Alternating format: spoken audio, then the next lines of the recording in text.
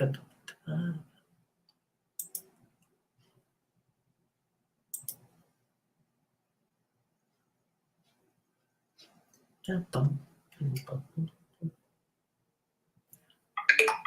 technical difficulty there. We're good now. We are definitely good. Let's do a reset. Okay. Let's do a reset.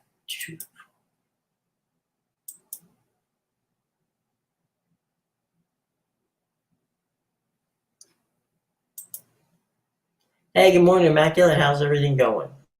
Saw you last night. You did a wonderful job. Anytime you want to come on as a guest, let me know.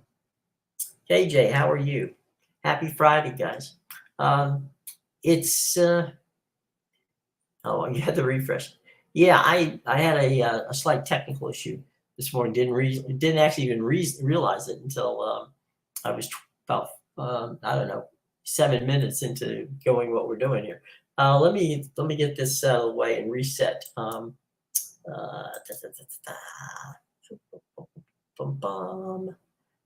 right, here we go. The some headlines in the news. I'll get to you guys so that you know. You're in Arizona.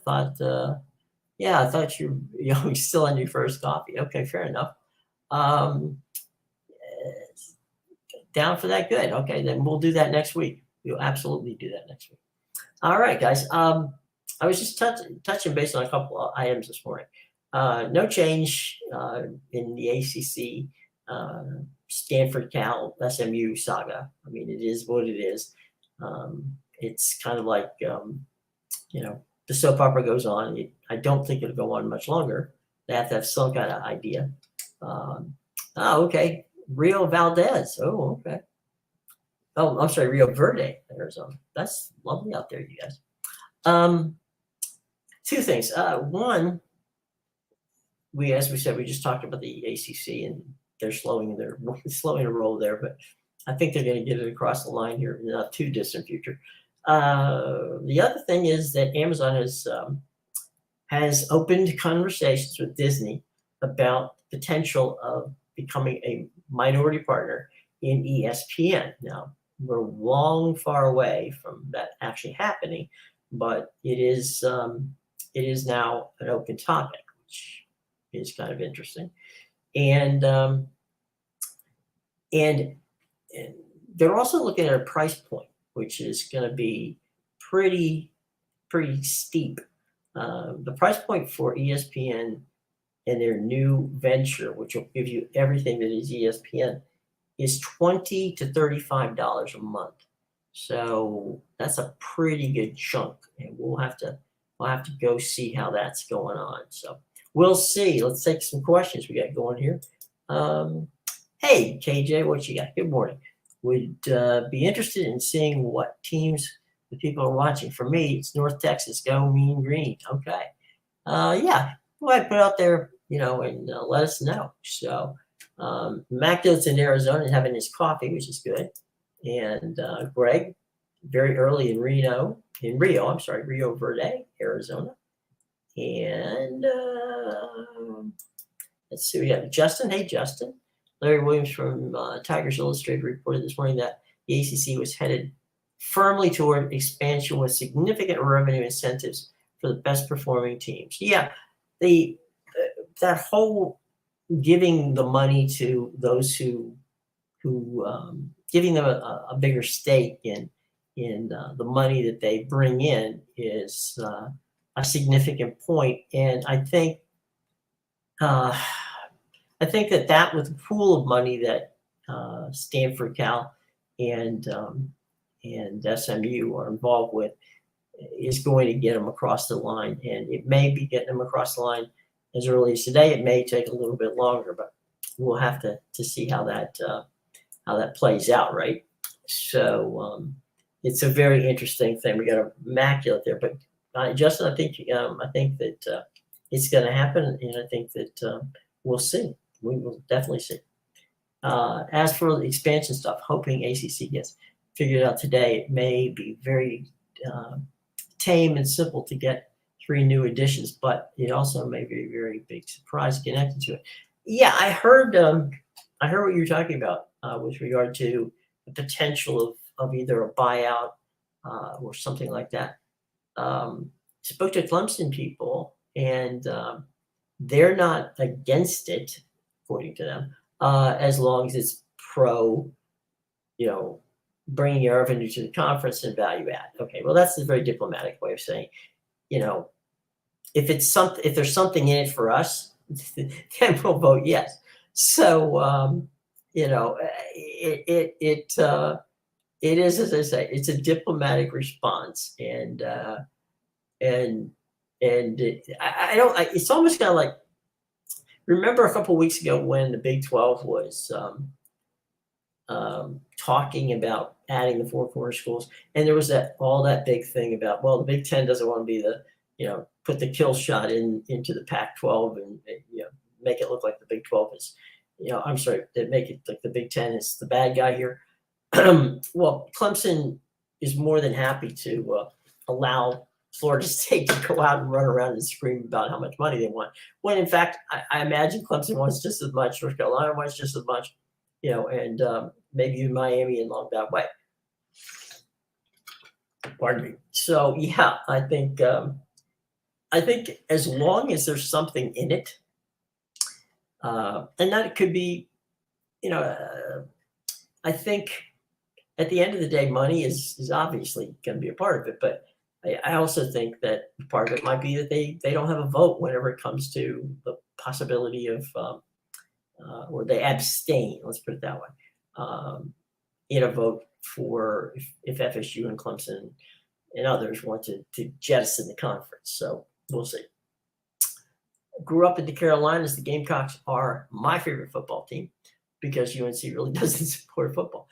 You know, that's always been interesting to me because Carolina's had some pretty good football teams over the years, but I should say University of North Carolina's had some very good football teams over the years because South Carolina is also a Carolina. So Gamecocks are your favorite. Hey, Steve Spurrier was loved Steve when he was in Florida, and then, you know, his brief stint in the NFL, but came back to South Carolina.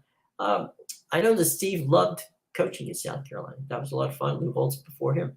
So the Gamecocks, you know, should be a lot of fun for that game, definitely coming up. So what do you got here? Okay, Clemson is playing a similar role to how you just play. Yeah. They're letting their feelings known to Jim Phillips, the commissioner. And here's something, you know, guys, I will say that I appreciate this, right? We saw nothing in Oklahoma and in Texas when they were going. Nobody called up Bob Bowlesby and said, you know, we need to do this, and this if you think we're going to stay, right? Same thing happened with SC and UCLA. There wasn't any, you know, major meetings that were called to say, let's try to save the conference. And the way to save the conference is keeping us there. Okay. You need to keep us happy. Otherwise we're leaving. Okay. Well, Florida State, at least in their zeal to get out, is leading the charge in that aspect. But I think, and I'm not saying it's backfiring, but I do think that what that does is puts a huge bullseye on the back of the football team to really act, you know, and have a good season. Otherwise, oops, you know, we got problems here. And I think that is going to be the issue. Because if FSU goes 8-4 this year, then people are going to, you know, be all over. If they go, you know, 12-1 and get into win the championship game in ACC and get a place in the playoffs, well, then, you know what? People will start saying, okay, I get it. But you got to perform on the field. And I think that's where FSU and Carolina and Clemson, well, certainly Clemson has proven that. But, you know, I think that's where we're going to have to see the rubber meet the road in that one. We'll see.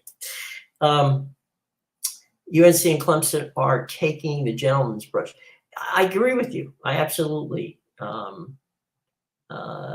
I think 100%, they want what FSU wants, but they're willing to do it on a low level so that they don't have the target on them. So we'll have to see. But see, even if the ACC goes unanimous, for media purposes, the vote will be ununanimous. You know what, Justin? That's a funny and a very good point. There was a huge battle in the Big Ten over SC and UCLA. A number of, and here's where the ironic part of this comes. A number of this was the first group, okay, not the second group, not the Oregon Washington group. The first two teams, once they decided they were going to go into the Pac and potentially raid the Pac, was SC and Stanford. And the theory of the case behind that was that SC and Stanford were private schools. They would get the LA market and they'd get the San Francisco market. Stanford has consistently played regular season games against teams in the Big Ten. I think last year they played Indiana, I think maybe something like that. So they're used to that. And of course, SC has, on a number of occasions, played games, the regular season games as well. So that was the first two. But as time went on, things moved closer and closer, and they decided, okay, well, we'll take the two LA schools, and that will, give us the second largest market. We're not, and totally take UCLA out of it. So that was the shot. The irony is that Stanford is now trying desperately to get into ACC when on ballot one they were the first one. So was it a unanimous ballot? Yeah, but think about this. It's almost like politics, right? Where you got the majority of the votes, so you ask for unanimous consent, which is what it's called. So unanimous consent there. So on the record, the vote is unanimous. In the room, it may be, they may have been 2 votes or 3 votes, that were dissenters. Well, they don't want to be known as the dissenters, so that's when they call for the unanimous consent. Those who lose know they lost, so they'll get the unanimous consent. So yeah, it was, you're 100% right, Justin. Sometimes, a unanimous vote is not a unanimous vote. So 100%. Immaculate. I would be amused, Justin, if the no group sends false signals to the rest and are ready to change their votes, but instead of changing their votes, more votes change to no, which can happen. I mean, it's happened before. That would be, I'll tell you what that really would be, though. That would be an embarrassment to the conference. And if that's what they're going for, they would definitely accomplish it. You just, that'd be a slap in the face to the conference. I'm not so sure they're ready to go there, but it certainly would be, we'd probably see Jim Phillips's head explode at that point. But yeah, but we'll see what goes on that. But that's funny. Like, I like that. That could happen. Phillips is a former Notre Dame employee, wants to please Notre Dame, and has driven this ACC expansion. I think Stanford plus Phillips has to push not to let this die. Not all the ACC want to do Notre Dame's bidding. We saw Jax Walker on Dan Patrick the other day from Dublin, and he made it clear. I mean, he also there was a kind of interesting little nugget there where Dan asked him straight up, what is the possibility? What is the possibility of Notre Dame getting a new conference? And he basically said, well, it's not out of the realm of possibility. The caveat was if NBC is not going to pay us or we can't find a media partner willing to pay us money, well, then we would have to consider it. And then Dan had the usual follow up, which was, well, would it be the Big Ten or would it be the ACC? And he basically did, again, no commitment either way. He says, we play our Olympic sports in the ACC, and we play hockey in the Big Ten. So we've got options. So yeah, I think there's the options are there. But yeah, Notre Dame plays a big role in this because the ACC would like to have Notre Dame there. And so if they want Stanford in there, there's going to be a push to put them in. Let's go to Immaculate. Oops, did I get the right one? Okay. The thought is that they then show no A votes, thus the threat to dissolve the conference becomes very real. Yeah, I get that. I get that. But let me ask you a question on this, and this is a question to everyone. Dissolving the conference, if you're Syracuse, if you're Pitt, if you're Boston College, if you're Duke, okay, Wake Forest, any of those schools left out of that, we're talking some serious litigation. I mean, we're talking, you better lawyer up and lawyer up fast, because those schools, the damage done to those schools by the dissolving of the conference would be cataclysmic. And the precedents that would send to the rest of college sports is also cataclysmic. And oh, by the way, ESPN could sue them too, because it would be breach of contract by the terms of their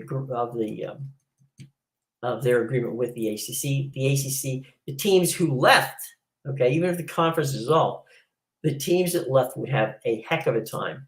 Let's say, okay, well, they'll rush off to the Big Ten, they'll rush off to the, to the SEC. I'm not so sure that the ACC or the SEC, the SEC or the Big Ten wants to get themselves involved in a huge lawsuit with the folks left in that conference. So, I think that it's different when you leave a conference, right? You're now tanking a conference. And why? Okay, why are you tanking that conference? You're tanking it for your benefit, not for the benefit of the conference, for your personal benefit. So you could even look at collusion there, because those 8 schools would have to come together.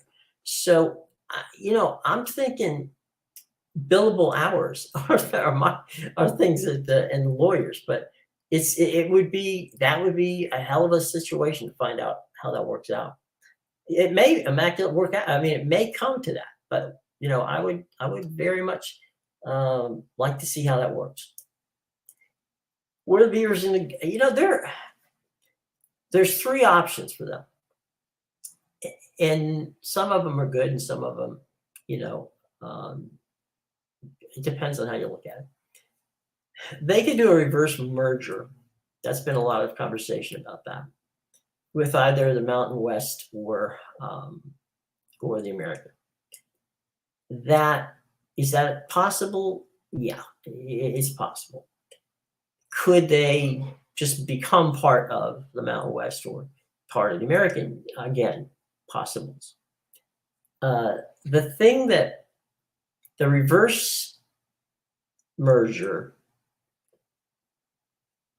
the only thing the reverse merger does is keep alive the Autonomy 5 position for 2 years, and then there would be a vote on it. So I don't know that is going to be it. I think at the end of the day, the Cougars and the Beavers, and those are 2 good schools and good programs, and hell, the Beavers could win the Pac-12 this year. They've got a good football team. So yeah, I mean, I think at the end of the day, they're going to end up either in the Mountain West or the American. I don't know. I mean, the reverse merger can be done. but what exactly do you get out of that? Okay.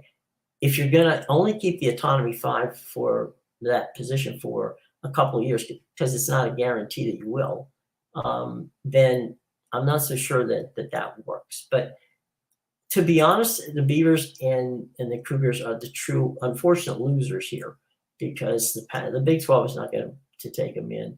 And the best bets at this point is to look at the reverse, at the reverse. But I don't think that the reverse is a be all end all, and it just depends on you're rolling it. The roll of the dice has to do with how much, how long, and can you convince, the group that an autonomy 5 conference is still there, and I think that's going to be ahead. I think that's going to be a bit of a selling job that's going to take a while to get there. But hey, stranger things have happened, right? All right, Doc. What's up, Doc? All right. In the chat, didn't mention if they go football before grant of rights expire. Notre Dame contract must go to the ACC. Mention that if they do go football before grant of rights expire. Well, the grant of rights they signed is only for the Olympic schools. So it's a good question, Doc. I think that I guess if they went to a conference that here, the interesting part here could be this. Okay, let me take a sip real quick. Let's play this through using your hypothesis, Doc. Excuse me. Your hypothesis being that the grant of rights would exist to 2036. If Notre Dame entered the conference tomorrow, I guarantee you that there could be a renegotiation of that deal with ESPN. They would have to do something like that. So it is possible it could trigger a renegotiation that would benefit everybody. But Notre Dame's going to have to buy into that. And I think if here's where I got with not as articulate this morning as I'd hoped to be. Here's how I think that might work for you, okay? From a sports business standpoint. Notre Dame would not be able to control the Big Ten Conference, okay? That's never going to happen. You've got Ohio State, you have Michigan. I mean, forget Notre Dame controlling the Big Ten. Not going to happen. They, however, could control a lot of what happens in the ACC. So I think there's people who are kind of discounting the ACC as being a place where Notre Dame doesn't want to land or wouldn't want to land, is not necessarily looking at how Notre Dame thinks. Okay. So I think being the top school in the ACC, which would possibly and probably keep Clemson, Notre Dame, North Carolina, FSU, all of them, I think they would keep them happy, because I think they could jack up that deal with ESPN because of the Notre Dame connection. So Notre Dame could be, the golden goose and the savior, if you will, of the ACC, if that's the way they choose to go. I don't think, as I said, Notre Dame likes to be, look how many years they've been independent. They like the idea of calling the shots. They would not be able to do that in the Big Ten, and they would be able to do it in the ACC. So I wouldn't count that out. If they go to a conference, I wouldn't count out the ACC. I would think the ACC would be their first choice because of that one thing. I'm assuming, Immaculate, that's absolutely last digit ever. Yeah, I think that's what we were talking about with regard to, the nuclear option, I like to call it. And on that one, okay. You don't think there's any chance they want to dissolve? It's the last ditch effort if the other side will make a deal. True, true. I mean, that absolutely is true. The Big Ten and SEC aren't involved, though, if the ACC no longer exists. The SEC and Big Ten would be taking on assuming schools, right? And let's just play this out a second. Let's say the Big Ten takes FSU,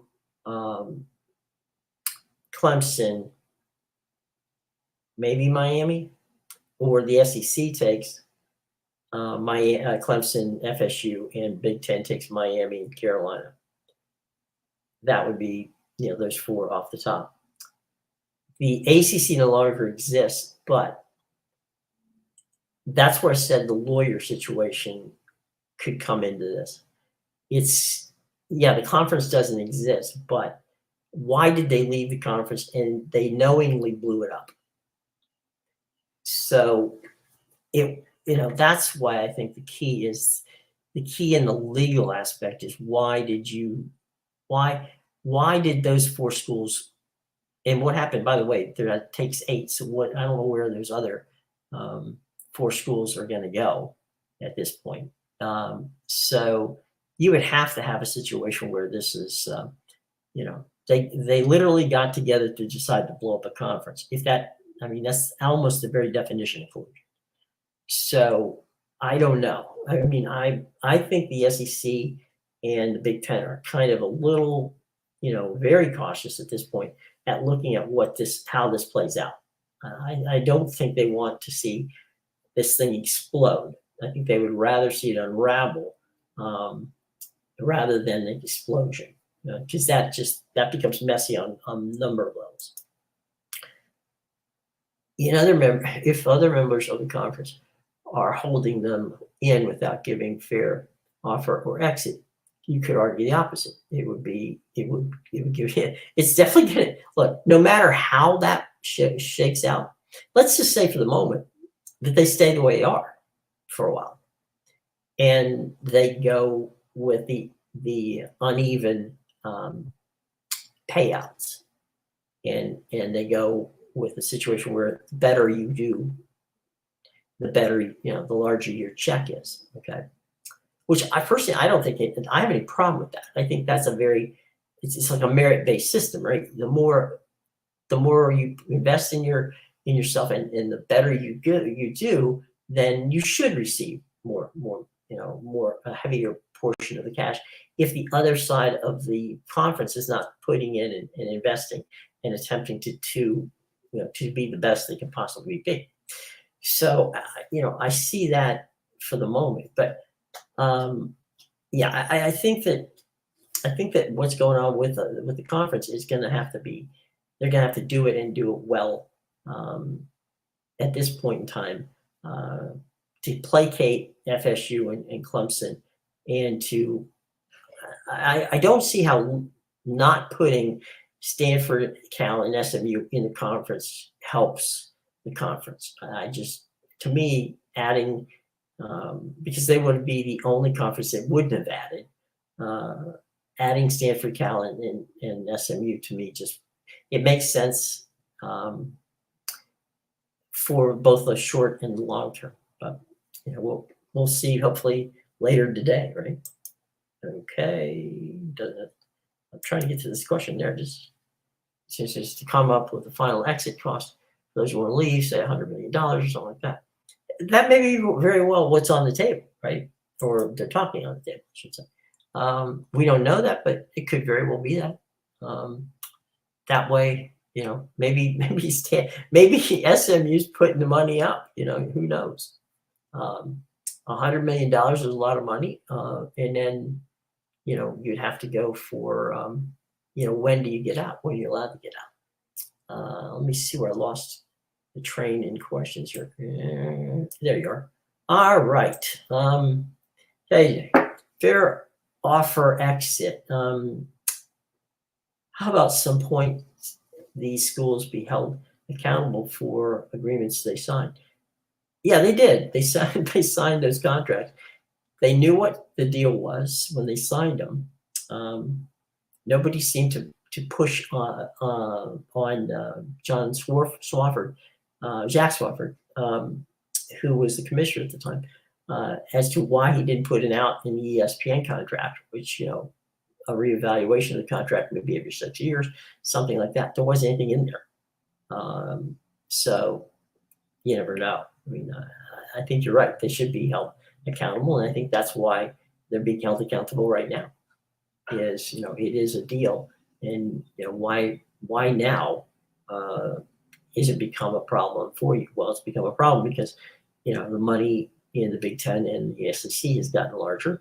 And the fact that the ACC didn't have any way to renegotiate the contract, or at least sit down with the ESPN and say, okay, maybe we're not going to do a renegotiation, but we would have. And this is in the contract, should have been written in that if nothing else, we should get fair market value, right? So then they could evaluate for fair market value and decide what the conference is worth. So they didn't put any of that in there. So, the contracts were signed and people move on. I get the fact that they're not getting the money there, but guys, they signed a contract and they were happy to do it at the time. They're not happy about it now. I get that. But how do they get out of this? That's going to be, a bit of a Houdini trick at this point in time. Entities buy themselves out of contracts. That's true. They do. And we're going to have to see how. But again, it still can get messy, right? You can buy out of something, but that doesn't mean that litigation is going to not follow. So I think we're going to have to see how that plays out. And right now, it isn't playing out. So we'll just have to see if it ever plays out. And my guess is it probably will somewhere down the line.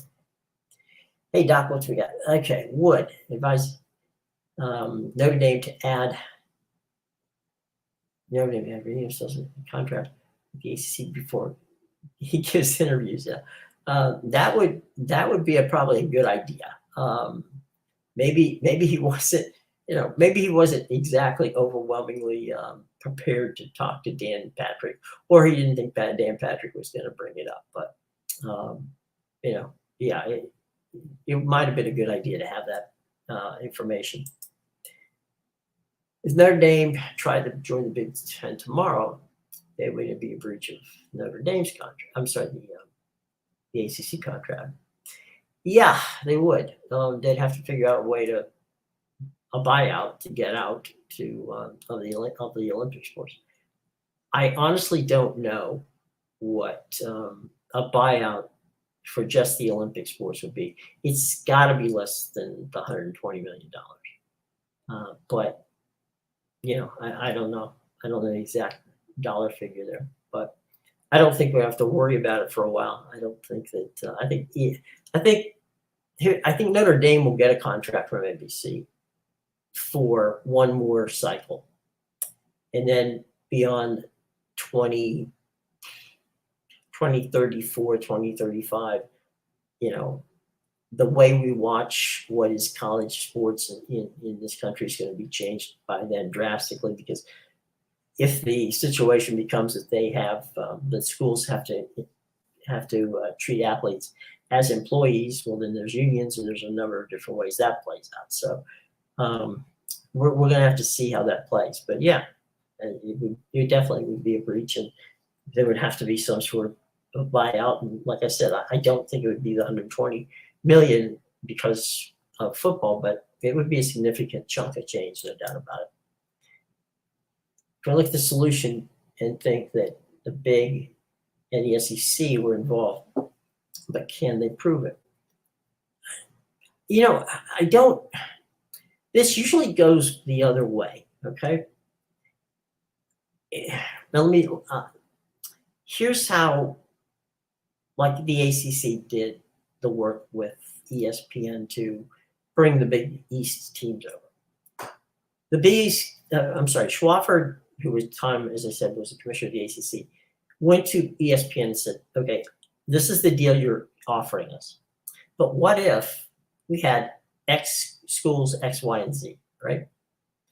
What if we had Pitt? What if we had Boston College? What if we had Syracuse? How much more would that add to our, to that in a theoretical thing? Well, then ESPN comes back and goes, well, okay, if they were in your conference, then yeah, we could get to X number. Okay, we could get to move from 30 million to maybe 40 million or whatever. I'm just using hypothetical numbers.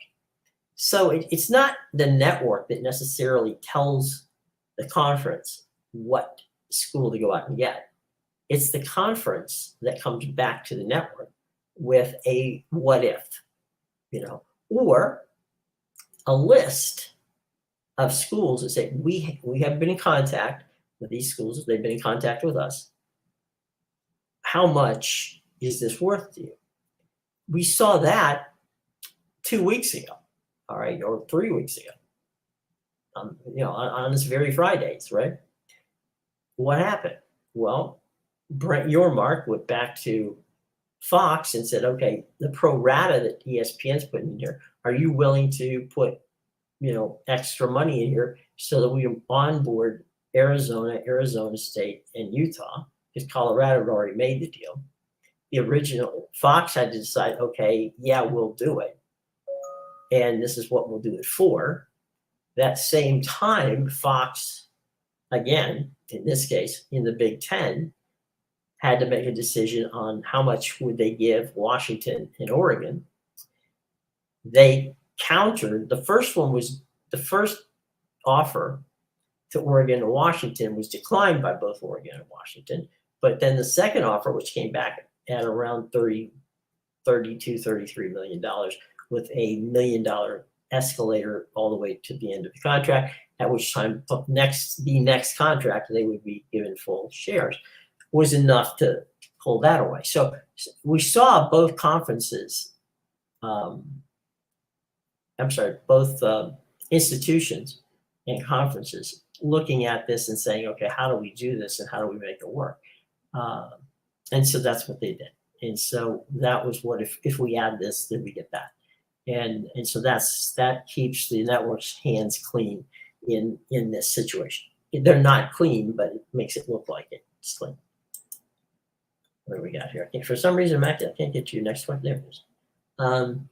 As for the number, if the final number gets to 20, then that's 6 between if you have 4, we talked about the Big 12. Where can we take? You talked into the Big 12. And then 6, then it's up to 10. Yeah, I don't know.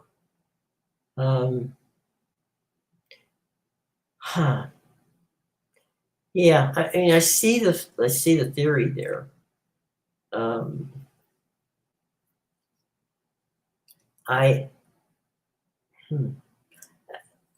My situation is, does the brands in the Big 12, leftover brands, the brands in the Big 12, do the leftover brands in the ACC, assuming that would be the implosion, are there bigger brands in the ACC than there are in the Big 12?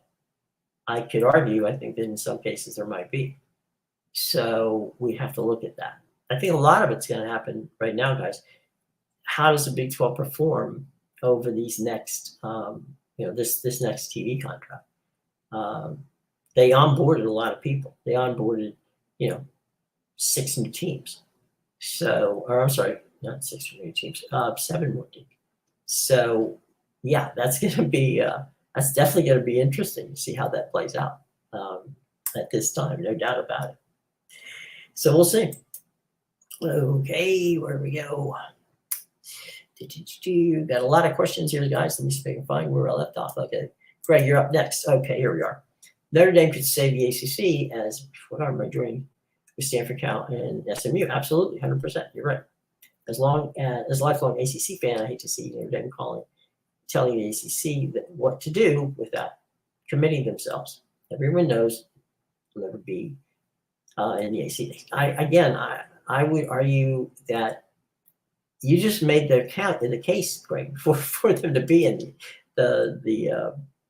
in the conference, and that is if they're the football member. Remember, we just said that the athletic director, at Notre Dame said that, they are going to, if they have to be in a conference, if they can't get the deal from NBC, they'll have to pick one. Well, again, you're making the case, which I agree with, and that is, if Notre Dame can call the shots in the conference, why not? Why not be in the conference? And when they played in the conference, during the COVID time, that seemed to work out pretty well for them. So I wouldn't dismiss them as saying not playing in the conference, when in fact, I think over a period of time, it would benefit them to be in that conference. So, stranger things have happened. Let's just put it that way, who knows? Maybe they'll end up in the MAC. We don't know. But it's interesting, that's for sure. Stanford added ads votes against the dissolution threat. So if they added, it definitely solidifies the conference. That's why I say the window of opportunity. Say now. Yeah, I would. I heard the argument you made yesterday, which I thought was very articulate and made sense. That you want them in there now. It stabilizes the conference from the standpoint of it not dissolving, and it stabilizes. It may actually make for more money, and here's the argument on that. Stanford wins a lot of the Olympic sports. And I know a lot of people are saying, well, Olympic sports don't make money, but Olympic sports do make money. And they make money for the ACC and the SEC, and baseball in the ACC is high level, and Stanford certainly has got that. Cal, SMU. I mean, I don't think that the ads of Cal, Stanford, and SMU should be kind of like dismissed. I'm not overly excited about SMU from a standpoint of they're there yet. Can they get there? Yeah, they can certainly get there, but they're not there yet. They're not on the level of of a Power 5 or institution when it comes to athletics at this point. They certainly have the time, they have the effort, and they have the resources to make that happen. So there's that. Also, Pete Thamel had written, and I don't know that this to be true. I definitely trust Pete. Pete had said that SMU was willing to forego any media money for 7 years. Okay, let's understand something. Okay, the amount of money that SMU gets now is $7 million. Okay, that's the payout for the American. It's not as if they're giving up $31 million or $34 million. They've never had that. Okay, so they're simply saying to their donor base, we've got 7 years. That's 28. We've got to float this for 7 years at maybe 10 million or 12 million or whatever, right? Just to get us up, because they wouldn't get full share to begin with. All right. So they're floating money. It's not like the other way, but we talked about the Cougars and the Beavers, right? They're going from 25, 30, $40 million down to either $5 or $7 million. That's really a hit. On the other hand, in SMU's case, they're not going up. They've never had, SMU's never had the 30 or 32 or 33 or 34 million dollars as a budget to begin with. So they're going from their base of 7 and building up on that. So there's a whole different mindset when you're going up from 7 than you're coming down from what the Cougars and the Beavers had, which from that standpoint makes things really, really difficult. Doc is right about Notre Dame's contract with the ACC, but if the ACC ceases to exist, there's an agreement to buy out across the board, then all would be good. Yeah, I mean, I think we touched on that Notre Dame would be fine in that. But I really, I don't know, guys, I have a feeling that if and when Notre Dame joined a conference, the ACC fit makes sense because of their ability to really control the conference. And the amount of money, I think this is the last, by the way, I think this is the last big contract for college football. I don't think there's going to be the kind of money is going to be thrown around. It's been thrown around for the Big Ten and the SEC. There may just be those two conferences get the big money from going forward.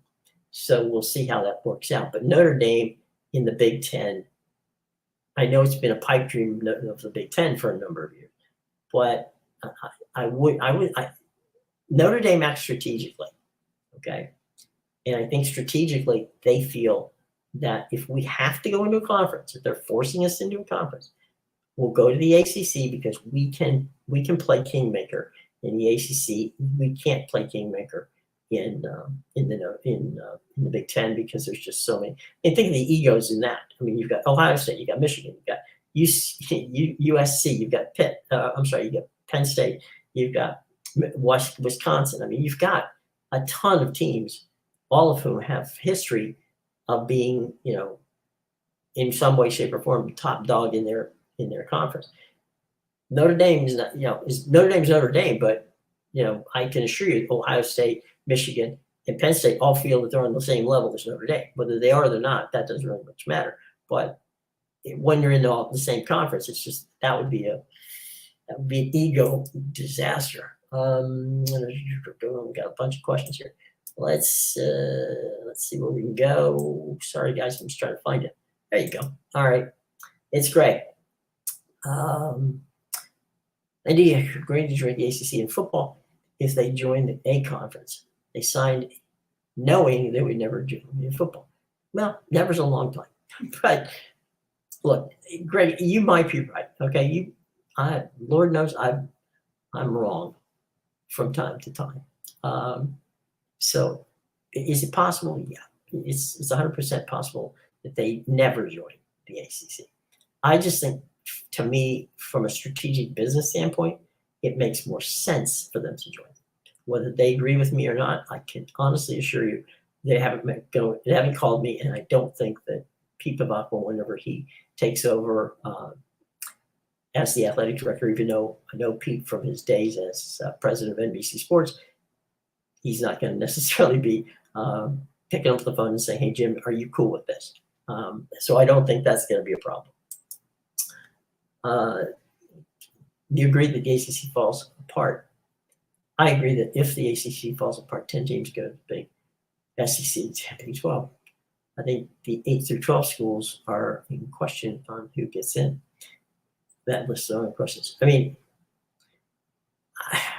I honestly don't see how those other additional schools get left out of anything. I mean, they are absolutely they're absolutely fine institutions that bring in money. They may not always be at the top of the list. I get that, but they certainly are not a group of 5 schools. That's for darn sure. And they're certainly better than a number of schools in the Big East. I'm sorry, the Big Ten and SEC and Big 12. So I don't understand. They'll find a landing spot. I just can't see them not finding a landing spot. But, Greg, you bring up good points. There's no question. Jeff, what you got that isn't happening by a vote? The only way FSU gets out is if they go to court and take the money bump. I tend to agree that that's it. I mean, you're breaking the grant of rights or dissolving the conference. I mean, if they could break the grant of rights, they would have done it. you also have to be, where's FSU going? Are they going to the SEC? Are they going? Nobody's invited them yet. Now, are they on anybody's radar? I would imagine they're on both of those conferences radar. But where it goes, I do think, regardless of how this ends, right? If they're trying to get out of the grant of rights, and if they're trying to go somewhere, it's going to end up in court. It has to. That's the only way it works. I don't see them buying their way out and not having to come back and work out some sort of deal. So there's money involved here, yes, but there's also going to be litigation involved in this. So we'll have to see how that works out. Does that mean that FSU and Clemson and Carolina and Miami and others is a jailbreak? No, it just means that it's going to get more and more messy. That's all it means. And there's going to be people who are there's going to be a lot of lawyers in those states that enjoy building beach houses on the amount of money that they're going to get from these cases. So I mean, look, it's a very litigious society that we're in, and I don't think that if I'm Syracuse and Boston College and Pitt and FSU and the gang are starting to think in dissolving the conference, I'm not going to sit there and let them blow away my athletic situation. I'm gonna fight like hell to keep them from doing it. And then there's the antitrust situation. I mean, could they possibly lose their antitrust status? So there's all kind of crazy stuff that goes in here. There's lawmakers in states and all. I mean, this could become a colossal mess. It's a little mess now, but this is more like a cleanup on aisle 6. Okay, if they go ahead and look at this dissolving of the conference, that's land we've not treaded upon, and I think that we'll have to see. But interesting point, Jeff. I do agree that somehow, some way, there's going to be some lawyers involved here. If indeed joins the ACC, could their contract be with ESPN or NBC or both? Well, if they join the ACC based on the theory that Jack, the athletic director, said on the Patrick show the other day, it would be because they wouldn't have a contract, right? If they had a contract to be independent and somebody was paying them to be independent, well, then that would be it. So to answer your question, yeah, it would be with ESPN. It wouldn't be with NBC because NBC would not be in the picture. So yeah, it would that would likely be it. Now, if NBC floats them for another year, another series, meaning a 5 or 6 year deal, I'd probably see that coming. But like I said before, that'll give us a lot's going to happen in the 2028 through 2020 to the 2032 series where we're at right now. And it's going to be very interesting to see what that whole process is. So yeah, conundrum. That's a very interesting, good point. Jeff, I think the ACC is in a different spot than the Pac in one way, even if top 16. I agree. There's two things, and I agree on both of them with you, Jeff. One, they have never overvalued themselves, and that's probably been to their advantage. It's not to their advantage now, but it has been their advantage. And I'll tell you, there's two different things why. Before Swofford crafted this grant of rights, and before Swofford had a TV deal, Swofford brought in an independent economist to do a forensic look at what the conference was worth before he did the deal with ESPN. So when he went to ESPN, he had a realistic number of what the conference was worth based on the evaluation of their conference and their teams versus the rest of the power conferences. So Swofford had a number which was not like the PAC, where that was in-house done where they had a president from a university or a couple of presidents from a couple of universities who ran their own numbers, who wanted to see a number that was allegedly $50 million. We don't know that was the number, but that was the number reported.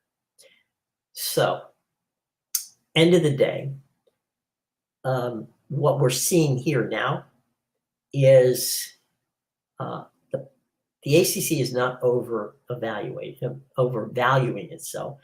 It's course correction more than anything else. It's like, where are we? How can we get to a number that we can all live with?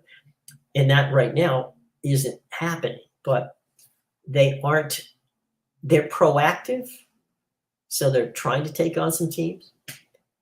They can learn from the mistakes that the Pac made. You could argue, Jeff, that that the ACC, it was the ACC who actually sat down with ESPN and with George Kliavkoff last summer and talked about a partnership / merger, okay? That maybe there's a way that they could save each other. And that was not, I mean, that was the University of North Carolina's president who actually even came up with a name for it. You know, it was the Pacific Atlantic Conference. So it could stay the Pac, but it would be, you know, the Pacific and Atlantic. So there was a lot of conversation at that time. And that conversation continued through the fall. It continued all the way up until, you know, a few days before last Friday, when 2 Fridays ago, when the conference dissolved, for all intents and purposes. So let's just put it this way: the ACC has not sat back and allowed themselves to, you know, they're working on ways that they can survive if there is some sort of exodus from the ranks.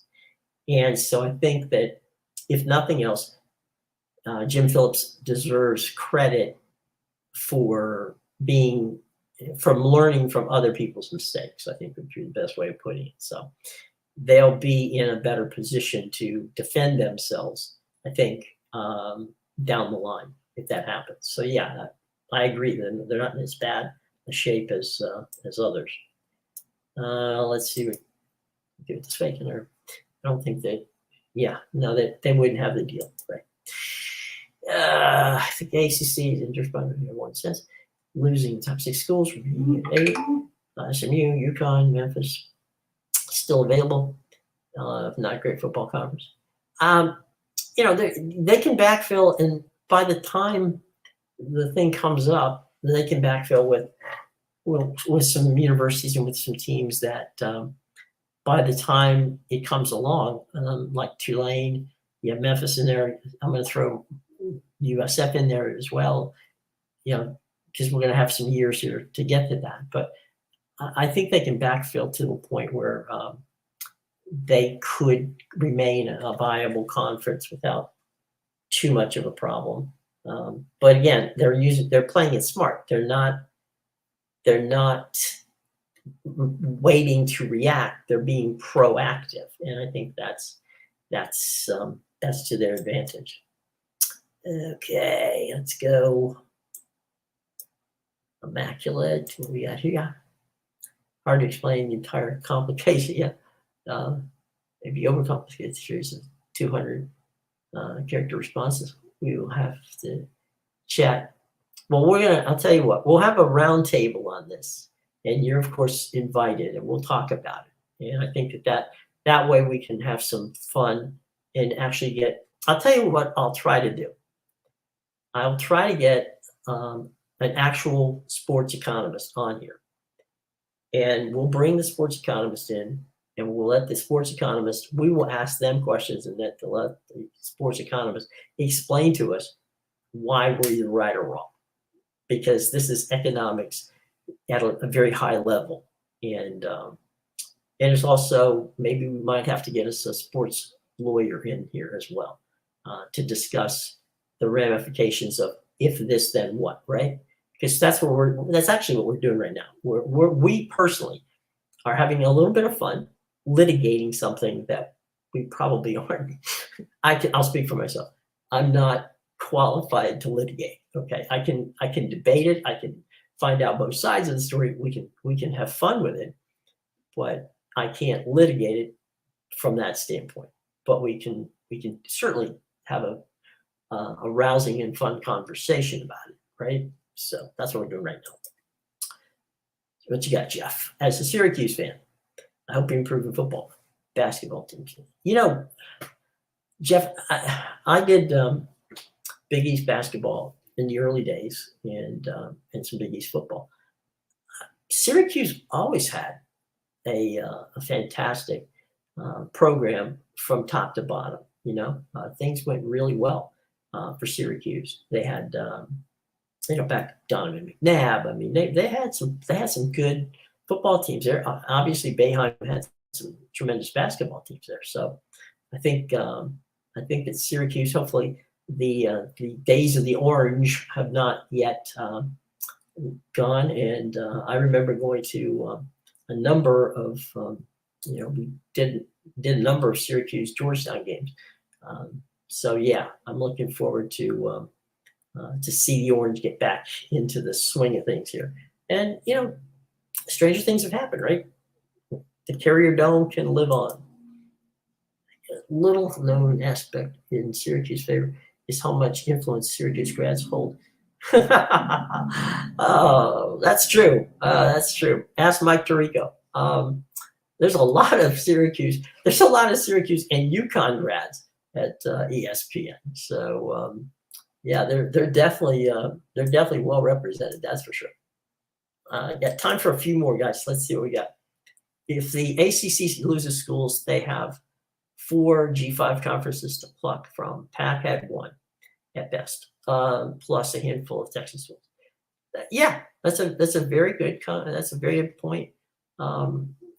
Geography hurt the Pac, but they had opportunities to expand east, and it really never took much of a way of doing it. There's been an argument, and I know that there's a lot of Mountain West fans, and here's the thing with the Mountain West, and there's a problem with the Mountain West. If the Mountain West would do a reverse merger with the Pac, there's only 22% of the population of the United States live live west from the standpoint of the mountain, what we call the Mountain West to what is the Pacific coast. There's certainly big cities. Okay, we know Denver, we know obviously San Francisco, Los Angeles, Seattle, but there's a lot of empty space in between them. So, and don't want to leave out Salt Lake in that aspect. So it's hard to get traction in the other time zones, specifically in the East and in the Midwest, if your early game starts at 3:30, and we've already had 10 games at noon and 4 more games, another 10 at 3:30. The traffic is pretty intense there, and I think that's why Fox and CBS Sports Network has been able to keep up. Now, does that mean the teams out there are not good? Of course not. They're fine. They're outstanding, but they just don't get a lot of traction in that regard. So, look, I think you're 100% right. The ACC has a definite advantage over what the Pac would have, no doubt about it, and teams that would love to be there. And by the way, who academically fit some of that bill that they're doing about that. Get rid of things that we never heard. Game day before. There you go. I think we could all do just as well as the guys over there. So let's see. I understand the sentiment on that, but there's a different kind of choice. It's an existential thing for Syracuse athletics to be on game day. Yeah. I don't know how many times the team that's played on game days have gotten there. Hit the thumbs up for everyone. Go Navy. Yes, do us maybe a favor. Greg, you helped me out there, buddy. Subscribe, hit the bell, and like us. That would be great if you could do that. We're gonna have some fun. Immaculate. We're gonna do some things here in the not too distant future, which will be some fun. We'll bring you on board. Joined the late today at the meeting work, but roundtable conversation will be fun. We're gonna do it, no doubt about it. All right, guys. Let's see what we got here. I look forward to having Pete Bacqua as a guest next week. I don't know if Pete will be on next week, but he'll be on sometime down the line. I don't think he wants to be on right at this very moment, but he'll visit later in the year. Here they changed for the bad for the game. Then they go right back to the same way. Yeah, there's a lot of hypocrisy here. There's no question about that. And frankly, no conference has any real is not been tainted in some way by that hypocrisy. So it is what it is. But it's going to be fun. We got time. Let me do one real quick thing, guys. And let me run through this for you.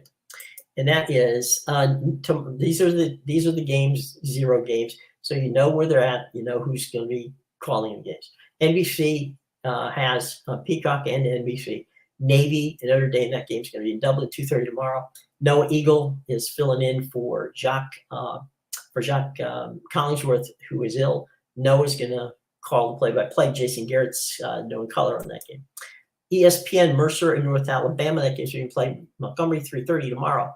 Roy Philpott and Rodney Jones on the call. CBS Sports Network has UTEP and Jacksonville State. That's a 5:30 start with Rick Walsh and Aaron Taylor. Then we go to ESPN.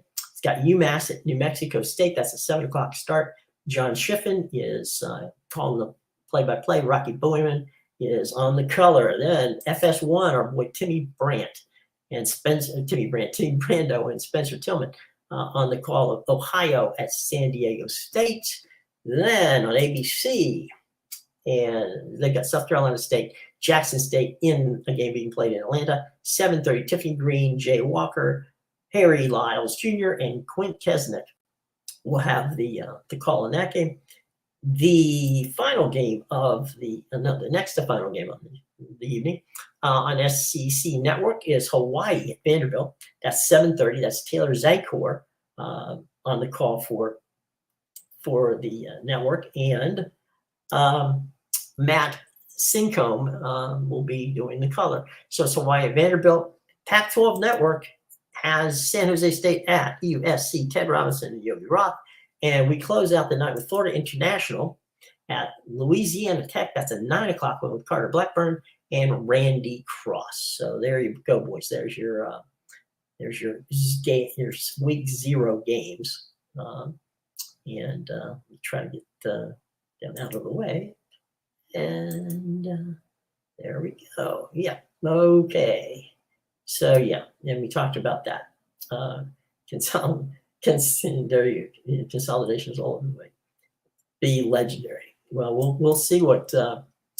I don't think we're gonna do. They'll do it then, but he'll certainly be around, and we'll have some fun people on down the line.